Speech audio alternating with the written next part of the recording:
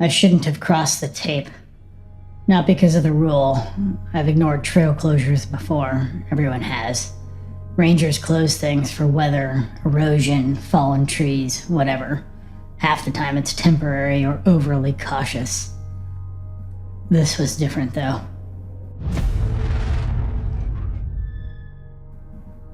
I didn't realize that until I was already deep enough that turning around felt like admitting something. My name's Kara, 32. I work remote, which means I spend too much time alone and too much time online reading about places that I'd rather be. I hike whenever I can. I also have a bad habit of assuming I know more than the posted signs. That morning, the sign just said, "Trail closed until further notice." No explanation, no storm damage, no washout. Nothing had happened here recently, not that we knew of. It was one of the most popular trails in the park. The overlook at the end is the reason people drive 6 hours to get here. My friend Danny stared at the sign for about 5 seconds. "That's it?" she said. "No reason?" Apparently not. 2 older hikers walked up behind us and read the notice. One of them shook his head. "Figures," he said. They turned around and headed back toward the parking lot. Danny looked at me. I already knew that look. "Are you thinking it?" she said. I shrugged. "Feels like BS to me." Danny grinned. 10 minutes later, we slipped around the gate and stepped onto the closed trail. The first mile was normal. Packed dirt, tall pines, the wind in the trees, but no people. No voices, no trekking poles clicking on rock. It was just us. Danny kept laughing under her breath. "This feels illegal," she said. "It's not illegal. It feels illegal." We stayed alert for ranger trucks on the access road below the ridge. Every now and then we stepped off the trail into brush when we heard something that might have been an engine. For the portions of the trail that were level with less foliage on the side, we hiked through the forest, through ditches, kept our eye on the trail but tried to stay off of it so we wouldn't be seen. Mostly it was just wind out there, though. About 2 miles in, we started seeing smaller closure markers, this time little orange flags tied to branches.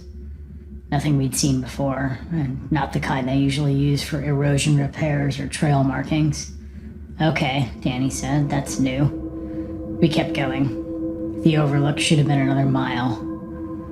The trail curved around a rock wall, and that's when we saw it. Tape, bright yellow. Caution tape strung between trees across the trail, and beyond it, another 30 yards ahead, red and white tape. That was crime scene tape. We both stopped at the same time. "That's not normal," Danny said. "No kidding. The first tape was loose, just a barrier. The second area was different. Stakes in the ground, a square perimeter.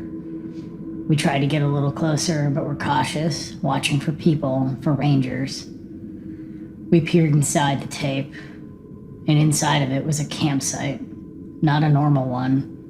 There was a tent, but it looked half collapsed, like someone had packed it in a hurry or it got pulled away mid-breakdown.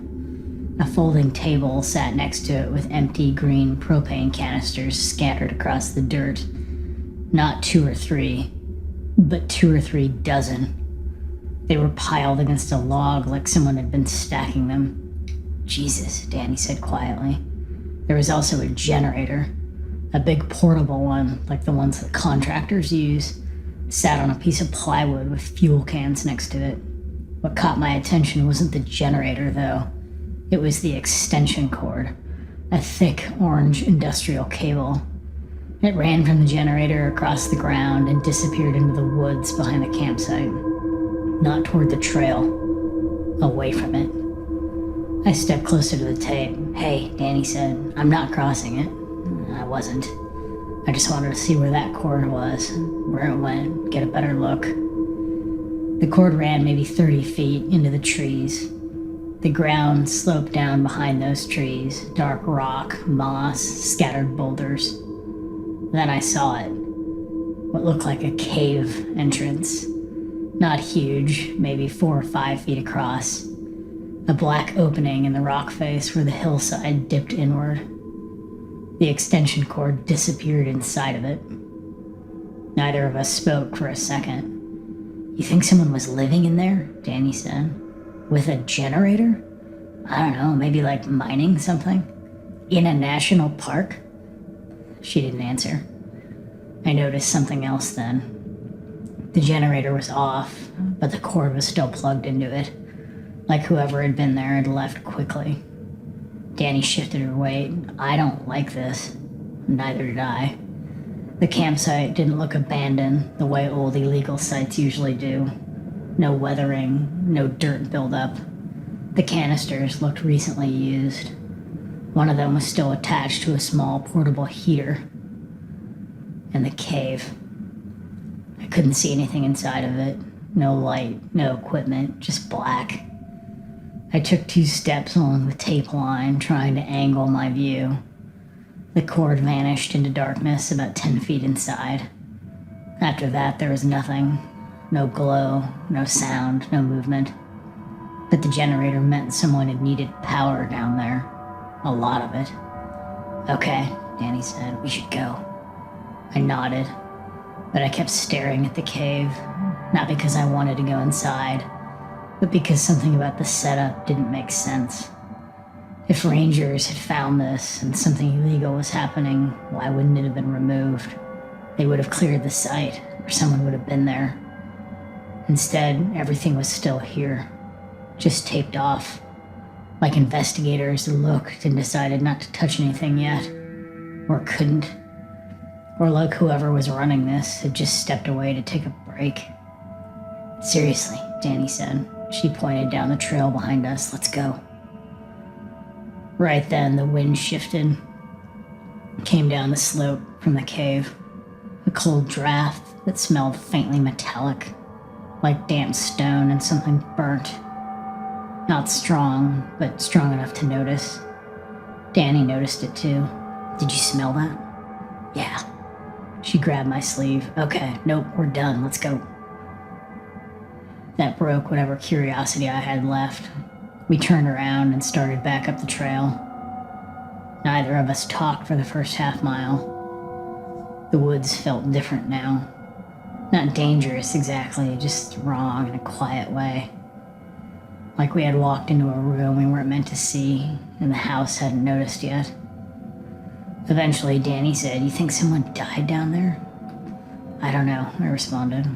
"That tape looked pretty official." "Yeah." "Do you think they found something?" I didn't answer her. Because the truth was, I kept thinking about that generator and the amount of fuel that they brought in. You don't haul that much equipment miles off a trail unless you plan to stay, or unless whatever you're powering can't be near other people. We reached the trailhead about an hour later. Closure sign was still there, same plain message. Trail closed until further notice. No explanation, no ranger, just the quiet parking lot. Danny left for lunch in town. I stayed. I figured I'd do another trail on the South Ridge, something easy, shake the weird feeling off. The hike was beautiful, open granite, long views across the valley, hawks riding thermals. But the whole time it felt off. Not because of what we saw, because of what we didn't. That cave was deep enough that the light disappeared after 10 feet. The cord ran much further than that, which means whatever needed electricity was deeper inside, and the park didn't remove it. They just closed the trail. This was 3 months ago. The trail is still closed. No landslide reports, no storm damage, no explanation from the park. Just the same sign. Trail closed until further notice.